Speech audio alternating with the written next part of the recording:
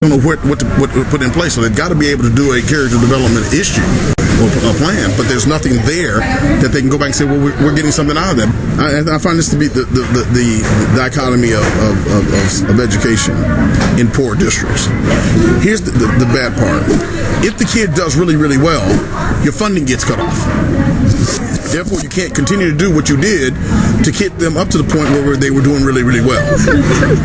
That's a problem, because once you cut the funding off, if there was something that was working, then that goes away. If a child pushed another child, suddenly they're in the system.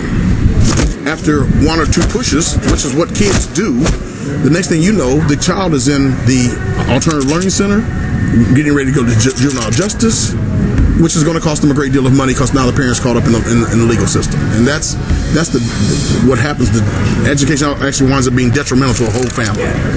A lot of people are not aware that the parents are being made to pay a great deal of money that they themselves don't have, which keeps them digging out of a hole.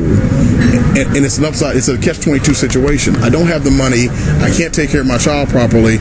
I can't take away from school. I'm going to 2 jobs to make up for it. Now you're taking money out of my pocket for a discipline issue that was caused by a child just doing childish things. We're talking about the finances of a family. If you have a family that's living on $30,000 a year or less, you're taking 5% of their actual income. And by the way, 30,000 tax, that's before tax money. So you're probably taking away damn near 10% of their monies to do something that in most cases, a child being a child. And then you wonder why the spiral starts downward for those kids, and why parents have a negative feeling about the school system. It literally is hostile. I was in that system. I was that kid. It still exists. I've seen it with these kids.